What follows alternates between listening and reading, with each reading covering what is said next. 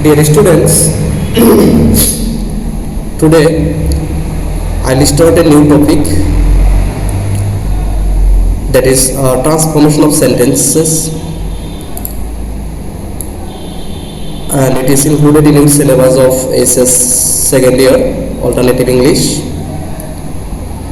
Transformation of sentences, we have already discussed the topic, the section of grammar in SS first year, I think.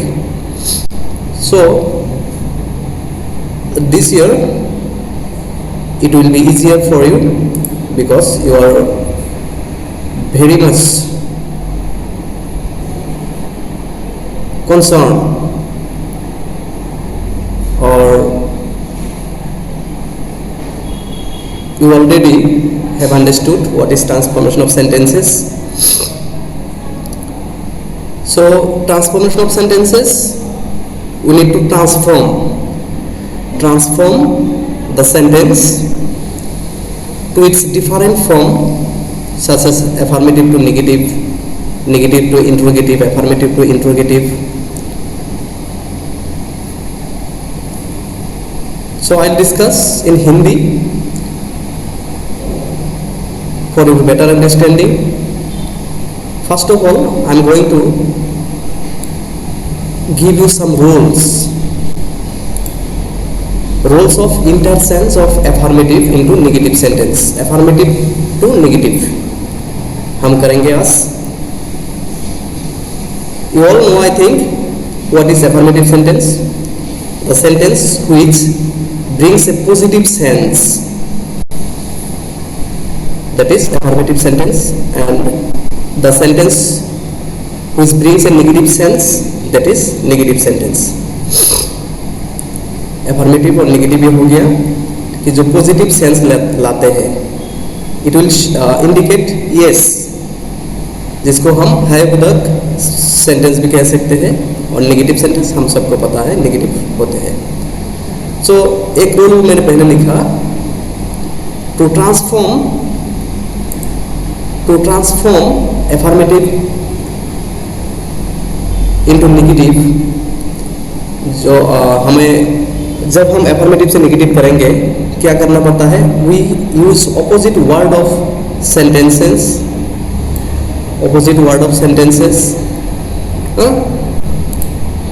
और introduce new word according to the sentence. So ये पहला rule है. इसमें कहा गया कि अगर हमें affirmative to negative करना है तो हम क्या करते हैं, कुछ word जो हमें दिया जाएगा, जो सेंटेंस हमें दिया जाएगा affirmative, उस affirmative सेंटेंस से कुछ वर्ड के हम अपोजिट वर्ड इस्तेमाल करेंगे, अपोजिट वर्ड, और कुछ वर्ड हम न्यूली इंट्रोड्यूस करेंगे, कुछ नया शब्द हम उसमें जोड़ देंगे. तो ये पहला रूल है. कैसे किया जाता है देखते हैं. एग्जाम्पल दिया गया है इधर. Examples, first of all, man is मॉर्टल. Man is मॉर्टल, लोग मरणशील है, मरते हैं, मरना तय है. तो मैन इज मॉर्टल, इसको हम नेगेटिव में करेंगे. इसका जो मैन तो रहेगा ही, मतलब क्या है, लोग मरते हैं, मरना तय है, लोगों का मरना तय है, मैन इज मॉर्टल. सो इसमें हम अगर कुछ नया शब्द और नहीं तो कुछ शब्द का ऑपोजिट वर्ड का इस्तेमाल करना पड़ता है. तो हमारा ये जो मॉर्टल है, इसका ऑपोजिट वर्ड है इमॉर्टल, मतलब मरणशील नहीं है, मरना तय नहीं है. और नेगेटिव भी हमें करना है, नेगेटिव तो करना ही पड़ेगा. सो नेगेटिव कैसे किया जाता है? अफर्मेटिव से नेगेटिव जनरली जिसमें बी भाव होते हैं, उस बी भाव के बाद में हमको नॉट, नेगेटिव वर्ड जो है नॉट, इसको लगाना पड़ता है. तो हमने लगा दिया मैन इज नॉट. अभी हम मॉर्टल के मॉर्टल ही रखेंगे, मैन इज नॉट मॉर्टल, ये तो गलत हो गया. मतलब ये यूनिवर्सल ट्रूथ है कि लोगों का मरना तय है. तो ये हम मैन इज नॉट मॉर्टल नहीं लिख सकते, हमें लिखना है मैन इज नॉट इमॉर्टल. मानो मतलब लोगों का मरना तय है, यही इसका मतलब हुआ आखिर में जाके। मीनिंग हमको चेंज नहीं करना है क्योंकि ये इंटरसेंस है, इंटरसेंस में हम मीनिंग चेंज नहीं कर सकते, मीनिंग वही रहना है, लेकिन फिर भी हमें अफर्मेटिव से नेगेटिव करना है। तो इसमें हमने नेगेटिव वर्ड भी लिख लिया और मॉर्टल का अभी इमॉर्टल लिख दिया, तो ये हो गया नेगेटिव। और इसका जो मीनिंग था मैनिस मॉर्टल का, ये मीनिंग भी हमारा करप्ट नहीं हुए, मतलब खराब नहीं हुए। अच्छा, नेक्स्ट देखते हैं, water is colourless. Water is colourless, पानी का कोई रंग नहीं है। तो water has no colour, has विभाग का भी इस्तेमाल कर दिया और नो नेगेटिव वर्ड भी हो गया, मीनिंग तो सेम हुआ, वाटर हैज़ नो कलर। और ऐसे भी कर सकते हैं, वाटर इज नॉट कलरफुल, पानी रंगीन नहीं है, नॉट भी इस्तेमाल किया और हमारा मीनिंग जो था वो भी खराब नहीं हुआ। वाटर इज कलरलेस, पानी का कोई रंग नहीं है। तो हम ऐसे भी कह सकते हैं कि वाटर इज नॉट कलरफुल, पानी रंगीन नहीं है, तो एक ही हो गया ना मीनिंग। तो ऐसे किया जाता है। नेक्स्ट देखो, मिल्क इज वाइट, दूध जो है वो सफ़ेद है, मिल्क इज वाइट। तो मिल्क इज नॉट ब्लैक, ये भी कर सकते हैं। वाइट का ऑपोजिट वर्ड हमारा ब्लैक है, इसलिए हम ये भी कर सकते हैं कि मिल्क इज नॉट ब्लैक, आखिर दूध जो है वो काला नहीं है। Milk is not but white, ऐसे भी लिख सकते हैं। Milk is not but white, इसमें जो बट है, ये बट का मीनिंग एक्सेप्ट आता है। मैंने नोट में लिखा नीचे, ये देखो नोट, कि in case of negative sentence but indicates except instead of but. But का जो मीनिंग है, किंतु इसका मीनिंग नेगेटिव वर्ड में हम कभी कभार एक्सेप्ट भी समझना चाहिए, समझ लेना पड़ेगा। एक्सेप्ट मतलब milk is not but white, दूध जो है वो सफ़ेद के अलावा नहीं है, मतलब सफ़ेद ही है। और मिल्क इज नॉट ब्लैक, ये भी लिख सकते हो, ये दोनों हो जाएगा। Next one, the sun rises in the east, सूर्य जो है पूर्व दिशा में उगते हैं। So the sun third person singular number, इसीलिए इधर डो को लिया गया और वर्ब जो है ये प्रेजेंट फॉर्म में है, इसीलिए यहाँ ईएस भी लगा दिया गया। The sun does not but rise in the east. और मेन वर्ब का जो राइजेस था वो तो इधर चला गया, इसमें मेन वर्ब का ये फॉर्म ही रहेगा, प्रेजेंट फॉर्म ही रहेगा। The sun does not but rise in the east, ये नेगेटिव हो गया। अच्छा, नोट तो अभी बता दिया तुम लोगों को। अभी देखो सम एफर्मेटिव, इसका ऊपर का वाला, सम एफर्मेटिव वर्ड्स नेगेटिव फॉर्म्स। कुछ एफर्मेटिव जो वर्ड होते हैं उसका नेगेटिव फॉर्म ऑटोमेटिक चेंज होता है, वो हमको खाली याद रखना पड़ेगा। वो क्या है? एफर्मेटिव नेगेटिव लिख दिया। ऑलवेज, ऑलवेज जो है हमारा, ऑलवेज का negative form, always say positive है, इसका नेगेटिव फॉर्म नेवर है, इसको याद रखना है हमें। Need to keep it in mind. There are so many uses of always in affirmative to negative sentences. So you should remember what is the negative form of always, that is never. Next one, some. Affirmative form some, negative form any.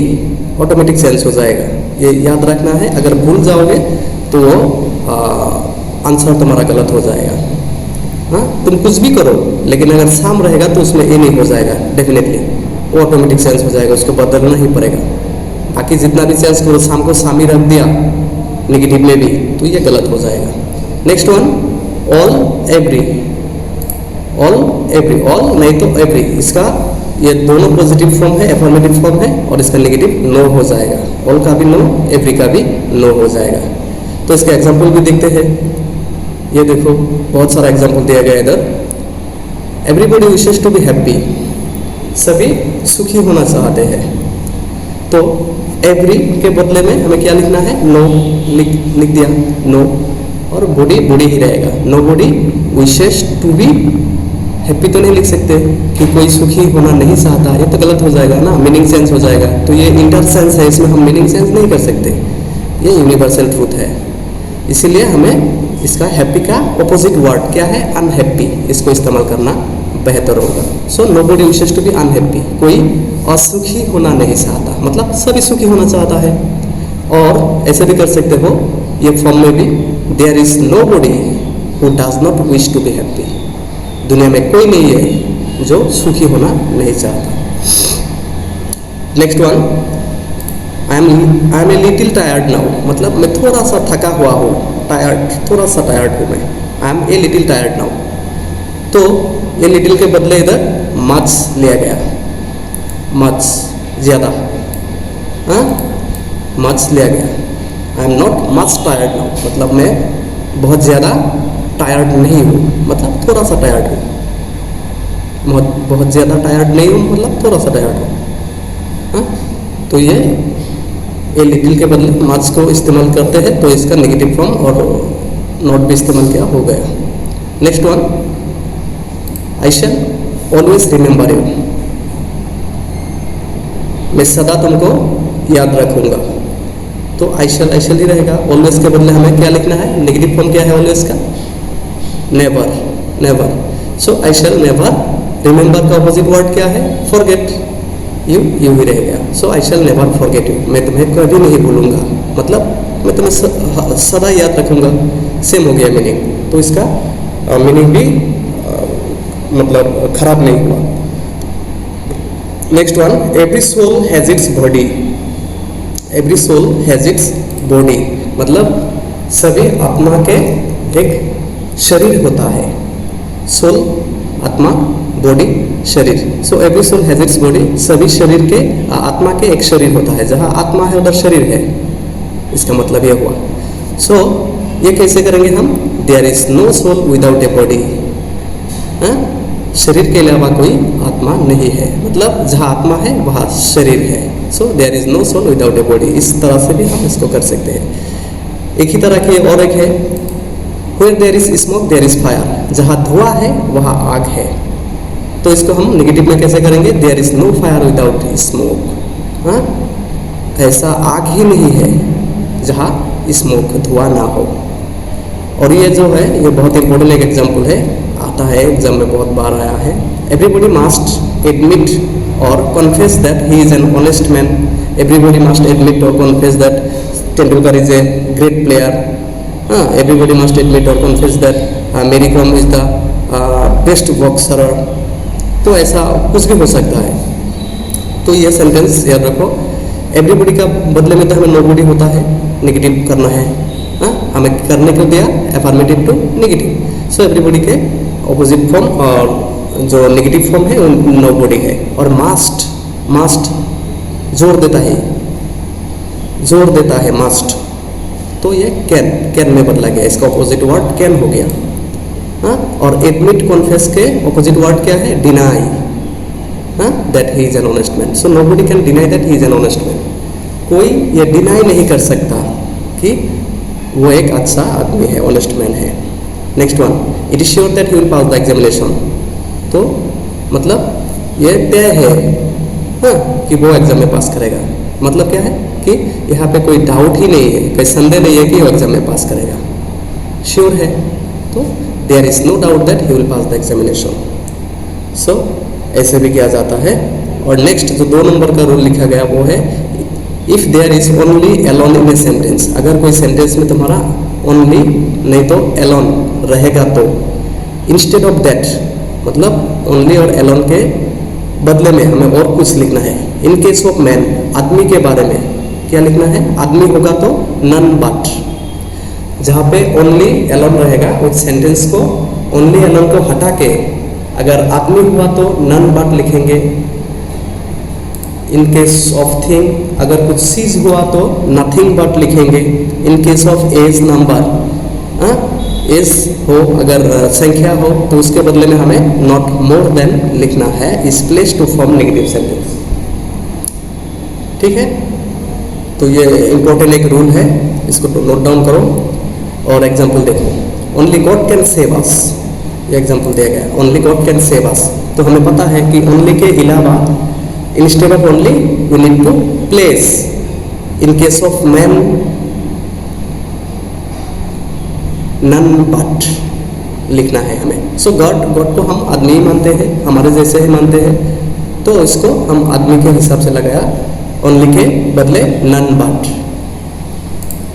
But लगाया। हाँ, none but God can save us. ऊपर वाला मतलब भगवान के अलावा हमें कोई सेव नहीं कर सकता, बचा नहीं सकता। ही इज़ ओनली 7, इसका मतलब क्या कि वो 7 साल का है। ही इज़ ओनली 7 साल। सो एज हुआ, एज नंबर के बदले हमें क्या लिखना है, not more than. So he is not more than 7, not भी हो गया हमारा।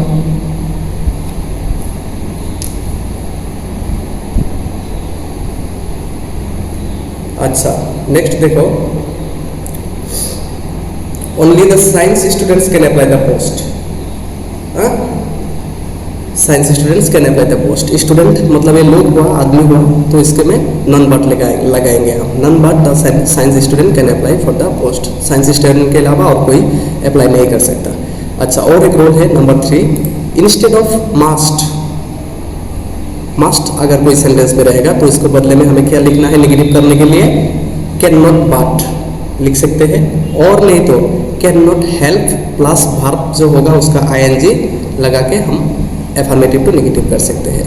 मस्ट के अलावा कैन नॉट बट भी लिख सकते हैं, नहीं तो can not help plus verb जो होगा उसका ing लगा के हम एफर्मेटिव टू नेगेटिव कर सकते हैं। देखते हैं कैसे होता है।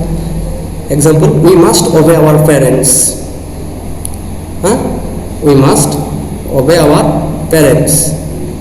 तो मस्ट है इस सेंटेंस में, तो इसको हम क्या करेंगे, कैन नॉट बट, नहीं तो can not help plus verb जो है उसका ing लगा के भी कर सकते हैं। तो इसको we can not but obey our parents, must के बदले में कैन नॉट लगा दिया इसमें, कैन नॉट बट लगा दिया, बाकी सेम रहेगा।